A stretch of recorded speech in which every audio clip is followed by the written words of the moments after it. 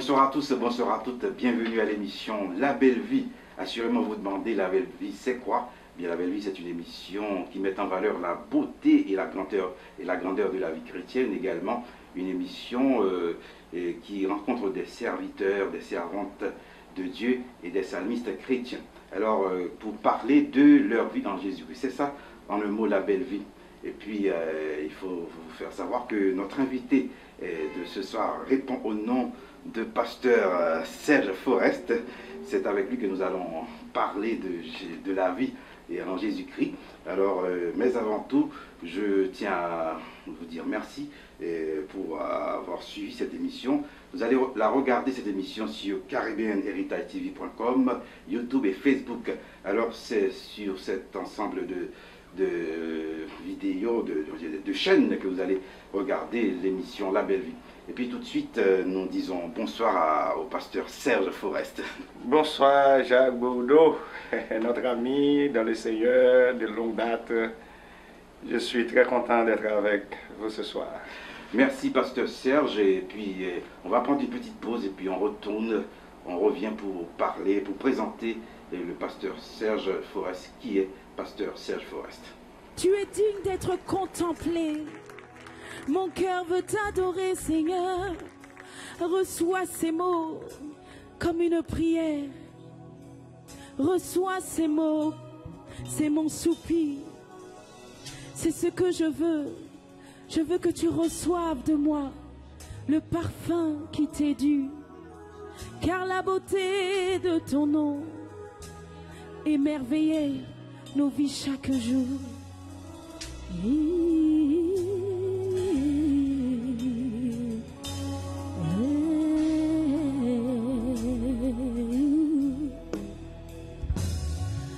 Reçois de moi le parfum qui t'est dû, la beauté de ton nom. Oh, mon âme est perdue, je veux n'être qu'à toi. Jésus, je t'aime. Reçois du peu que je trouve à donner, tout l'amour que mes yeux n'ont pas su te montrer. Je veux n'être qu'à toi. Jésus, je t'aime. Rien n'est plus beau que ton nom. Rien n'est plus saint que le sang du pardon. Je veux n'être qu'à toi. Jésus, mon roi. Alors reçois de moi, Seigneur. Reçois de moi le parfum, la beauté de ton nom. Oh mon âme, je veux n'être qu'à toi. Jésus, je t'aime. Par mes faibles mots, reçois du peu que je trouve à donner. Mes mots sont bien trop petits face à tout ce que tu as accompli dans ma vie. Hey, je veux n'être qu'à toi. Jésus, je t'aime. Reçois du peu que je trouve à te donner. Les mots sont bien trop petits. Tu as accompli tant de merveilles dans nos vies. Tu nous as tirés de la boue du péché. Tu as relevé notre tête alors que nous marchions, l'âme abattue. Nous voulons n'être qu'à toi. Jésus, je t'aime. Oh, oh, oh, oh. Rien n'est plus beau que ton nom. Rien n'est plus saint que le sang du pardon. Je veux n'être qu'à toi. Jésus, mon roi. Rien n'est plus beau que ton nom.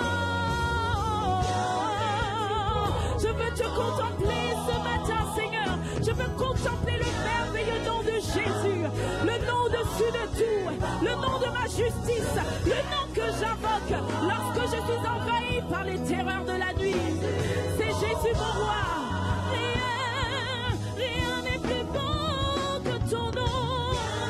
Non, rien sur cette terre, aucune richesse, rien de ce qu'un homme ne peut me donner ne sera plus beau que le nom de Jésus.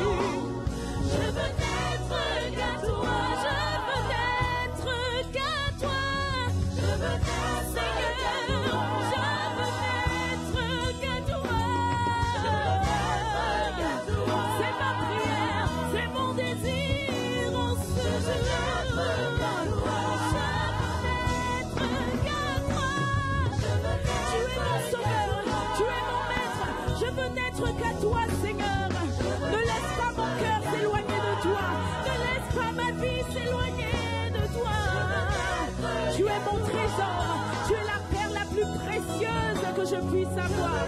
Oh, je veux n'être qu'à toi, je veux n'être qu'à toi. Jésus mon roi, Jésus mon roi.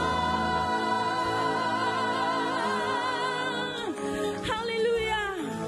Alors reçois l'adoration qui t'est due, reçois la louange qui t'est due ce matin. Nous voulons élever nos voix pour te dire qu'à toi seul revient l'adoration de mon cœur. Alors, comme je l'avais dit, Pasteur Serge Forest, qui est-il? Pasteur Serge Forest est âgé de 51 ans, il est marié et père de famille. Serge Forest est devenu chrétien en 1984 et depuis lors, il s'est donné totalement à Dieu pour prêcher son évangile.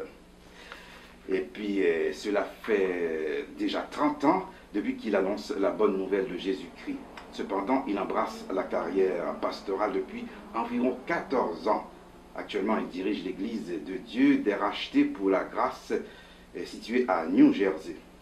Le ministère pastoral de Serge Forest est axé notamment sur l'éducation chrétienne.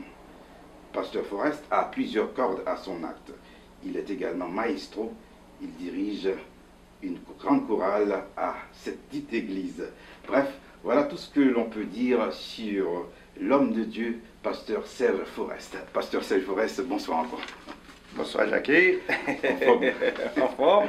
Nafkembe dans Jésus-Christ. Eh oui, Nafkembe. Oui, sont combattants, en fait, nous connaissons depuis longtemps. La dignité, genre, présentation se dit, bien 30 ans dans le ministère et 14 ans dans le pastoral là. Ils sont extraordinaires. Mais d'abord, Pasteur Serge Forest, en peu de mots pour raconter un petit peu l'histoire de l'histoire conversion. Comment ça t'est? Bon, l'histoire conversion, moi, c'était un bagage extraordinaire. J'étais jeune, âgé de 18 ans. Lorsque j'étais déjà perdu, papa, maman, parce que j'ai perdu maman depuis 1976. Et moi, j'étais alors 10 ans. Et j'ai perdu papa en 1980. J'ai 14 ans. Et depuis 18 ans, moi, j'ai fait l'expérience avec Jésus-Christ comme mon qui a vécu sans père, sans mère. Eh bien, je suis capable de dire, depuis l'heure, vie moi, c'est devenu un succès à partir de rencontre avec Jésus-Christ. Et c'était en 1984. Et bon, moi, je viens très très vite embrasser la vie chrétienne avec un tel engouement. Et bien, depuis l'heure, je suis capable de dire sincèrement, je n'ai pas rien pour me comprendre de ça. Donc, voilà comment que moi je viens avec Christ.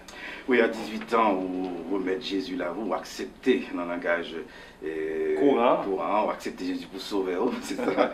Mais c'est en Haïti, c'est ça t'est fait? Oui, c'était en Haïti, à Fontamara, 43, là que je grandis à l'église, mission évangélique par la foi. C'est là tout, moi j'ai commencé carrière ministérielle, et surtout dans le domaine de l'adoration. Parce que de nature, moi, c'est un chante. Et c'est ministère moi plus bien connaît tout. À part de tout ministère que je viens développer après, mais c'est ministère que je plus bien connaît. Alors, rapidement, dis-nous qui vous a mené maintenant du 18 ans ou très jeune, et surtout à l'époque converti, pas de qu'on a été trop en débandade jeune, pas de qu'on largué pour laisser pour compte comme ça. Il y a une famille qui t'a vu, même si on dit que parents t'es mort très jeune. Mais qui gens en vont te converti à Jésus? Est-ce que son qui t'a mené en vitrole, ou t'es dans petit vagabondage, ou bien ou son même sous pas de coque et protestant, on t'es toujours un comportement religieux? Bon, pratiquement, pas grandi dans une famille chrétienne. Sauf qu'avant la conversion, moi, j'ai une vie très simple. Une vie très simple. Je ne vais pas dire une vie d'enfant, mais plutôt une vie qui était très très simple. Parce que on vit sans mère, sans père, donc pas de trop ouverture. Donc, ce qui veut dire, c'est une vie normale, une vie simple. Mais compliqué tout. Pour qui ça compliqué, c'est le fait que on bataille, ou même ça va, pour contrôle. Tu vois, donc ce qui veut dire, mais heureusement, je n'ai pas de temps fait trop écart entre séparation avec maman et papa et conversion moi qui était au nombre de 4 ans seulement. Donc, je suis capable de bénir mon Dieu pour ça. Oui, bon Dieu, tu as temps mettre sous le bonheur, bien temps garé et dehors. Et c'est bien ça, mais dis-nous, est-ce que, qui circonstances qui te mènent à la conversion? Circonstances qui te mènent à la conversion, donc, je suis capable de dire, c'était un appel. Et moi, j'ai 11 amis du quartier qui prend le plaisir pour enseigner l'évangile. C'était un jeune garçon. Monsieur, à l'époque, il était à l'église. Et puis, il invitait moi tout le temps pour nous étudier la Bible ensemble, réfléchir. Et puis, bon, bien sûr que, bien quoi que j'avais du côté du Canada, ça fait des années, je suis du Camel. Et puis, c'est à partir de l'enseignement, monsieur. Et puis, un bon jour, Dieu fait appel moi personnellement en conférence, en activité qui était gagnée à l'église missionnaire par la foi. Et puis, le fait que je m'étais sous même lancé, enseignement que frère en attaque en bas moi. Et puis, pendant la conférence la fête, et puis, je te mettais vraiment un bon son qui couvrit les zones là. Et puis, tout de suite, je me sentais une nécessité pour que moi aille à l'église là. Et puis, depuis là, je n'ai pas fait mauvais choix. C'était meilleur là que je l'ai fait. Et heureusement, il faut qu'il y ait des gens qui toujours à penser l'évangile et il faut toujours qu'il y ait l'église qui est en activité. C'est ça qui sauve. Mais qui gens, pour que les téléspectateurs comprennent ça que les conversions, comment sentir appelle ça? Ça que t'es passé en dedans le cœur, comment t'es senti là? Bon, normalement, il y a un appel à la conversion, c'est un appel à changer de direction. Les prédicateurs qui ont prêché, c'est surtout lorsque ils ont senti que l'important pour tourner vers Dieu, pour que vous quittez l'ancienne vie que vous avez menée sans Christ là. Voilà, côté que c'était ça même qui était sujet à l'évangile là. C'était abandonner voie de la perdition pour choisir la voie de la vie. Et malheureusement, peu le monde des fois comprend comme ça, abandonner voie de la perdition, c'est le fait qu'on tape maintenant envie de débauche, etc. Non, c'est abandonner la voie de la perdition, c'est d'accord que ou né dans la mort à cause de l'héritage qu'on bénéficie ou prend dans Adam.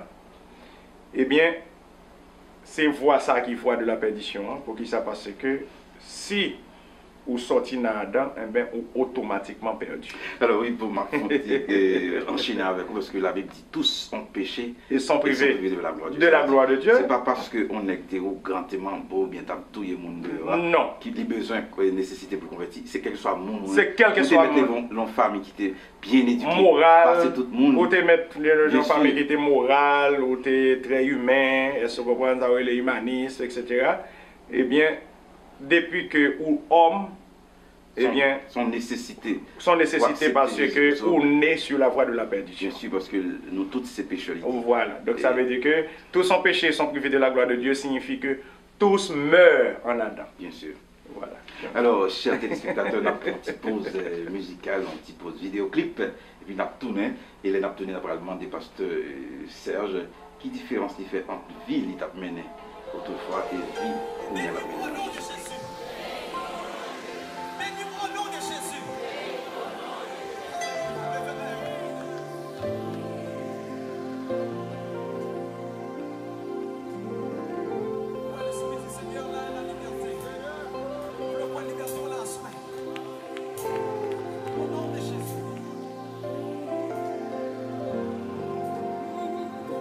En pile rouge, pas où on est.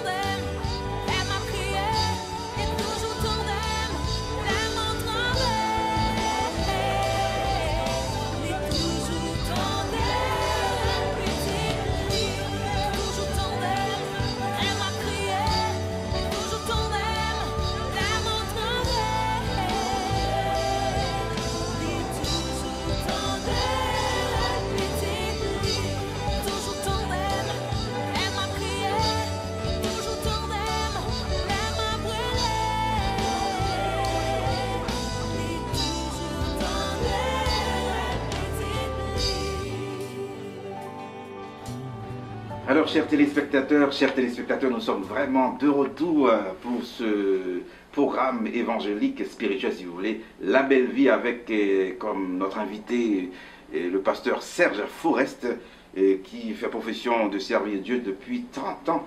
Ça fait belle lurette, hein. C'est un homme de combat, un homme de persistance, parce que pour servir Dieu, il faut avoir beaucoup de persévérance, parce que ce chemin est rocailleux et périlleux, difficile. Alors, pasteur Serge, n'a pas enchaîné encore, cette fois-ci, deuxième partie émission. Nous allons parler avec vous, nous allons demander qui différence vous fait, et je cite très rapidement, et qui différence vous fait entre monter, bien entendu, où tu es très jeune, c'est vrai, quand pile l'élection ce qu'on fait dans le monde ça, mais quand même, il y a une expérience de jeunesse où tu fait, et qui différence vous fait entre pasteur Serge, l'apôtre converti, à pasteur Serge Kounia? Bon, différence là, est très marquant. Différence là, est très marquant. Premier bagage que il marqué comme différence, c'est que il nous permet que on vienne en l'autre discipline et de vie. En l'autre discipline parce que avant, rien pas rien. On était via en façon ou décider, j'en voulais ou aller côté avec des amis que vous voulez. Mais tandis que après conversion, on vient gagner une autre compagnie. On vient gagner l'autre compagnie pour qu'il ça passe que maintenant les activités spirituelles ont en place. Donc ça vient permettre et compagnie ont changé, mœurs ont changé, vision tout changé. Maintenant on vient une vision qui est plus objective et côté que on vient nommer bon Dieu. Maintenant qu'on y a là, on vient pas apprendre c'est quoi la volonté de Dieu dans la vie du croyant. Donc, c'est ça toute différence là. C'est le fait que on vient voir la vie en l'autre gens et obligé de vivre en l'autre gens. Alors, vivre en l'autre gens, ça veut dire qui ça, selon la parole de Dieu, ça veut dire qui ça? Oui, vivre en l'autre gens veut dire qu'on vient apprendre à vivre pour Dieu. Non seulement on va vivre avec Dieu, en tant que papa, parce que c'est une bagarre que la conversion, les rassure, c'est que les rassure que bon Dieu c'est papa. Donc si bon Dieu c'est papa, eh bien, on vient gagner Dieu pour père, eh bien, on vient à partir de là où la vie a en l'autre façon, on vient apprendre c'est quoi la volonté de Dieu dans la vie du croyant. Et c'est là, un peu de fois, depuis profession, moi, et dans le service de Dieu. Et normalement, et l'année 2018, la fait 34 ans de marcher avec Dieu. Eh bien, ça qui est bel en pile, c'est le fait que nous condamnons un peu le monde a dit bon, la volonté de Dieu c'est pas qui est facile, la volonté de Dieu c'est pas qui est douce. Et tandis que mon expérience avec Dieu, lui montre le contraire. C'est quoi la volonté de Dieu? La volonté de Dieu, c'est d'abord le fait qu'on recevoir Jésus-Christ comme sauveur personnel. C'est la première étape de la volonté de Dieu. Donc c'est l'étape ça tout qui est plus difficile, le choix de Jésus-Christ. Dès qu'on fait le choix de Jésus-Christ, eh bien, on rentre dans la volonté de Dieu. Maintenant, reste bagaille pour faire dans la volonté de Dieu, eh bien, c'est le Saint-Esprit qui enseigne au fur et à mesure, donc c'est mon bagaille qui paraît aussi difficile. Alors, qui processus, comment processus là pour ça continuer à marcher dans la volonté de Dieu? Qui ça le fait? Parce que c'est pas comme ça la vérité pour la bonne volonté de Dieu. Qui est processus? Comment processus? Le processus là, c'est la persévérance. Persévérance, c'est qui côté? Dans la route avec Dieu. Pour qui ça? Parce que il y a un bagage qui est extrêmement important. Et je dis ça, c'est ça rôle de l'église là. La parole de Dieu enseigne que l'église là, c'est la maison de Dieu. L'église là, c'est la porte des cieux. Selon Genèse chapitre 28, du verset 10 jusqu'au verset 21. Dans la révélation de l'échelle de Jacob, eh bien, lorsque Jacob réveillé, et puis il dit, c'est ici la maison de Dieu, c'est ici la porte des cieux, il lui à Bethel. Bethel qui signifie la maison de Dieu. Donc si l'église c'est la maison de Dieu, eh bien c'est là où apprendre Dieu. Donc si vous refusez de persévérer, eh bien c'est normal que un paquet de bagages pour pas prendre. Alors pour un langage plus clair, parce que ce langage ça moi je comprendre ni mon qui converti à comprendre mais mon qui pas converti à la persévérer à l'église régulièrement. À l'église, pour qui ça passe que l'église est faite pour les enfants de Dieu. Et David a découvert un gros secret et dans le psaume 27 par exemple. Il dit, je demande à l'Éternel une chose que je désire ardemment. Je voudrais habiter toute ma vie dans la maison de l'Éternel. Pour contempler la magnificence de l'Éternel, pour admirer son temple, parce que c'est là la sécurité demeure. Eh bien, la persévérance, c'est dans la maison de Dieu.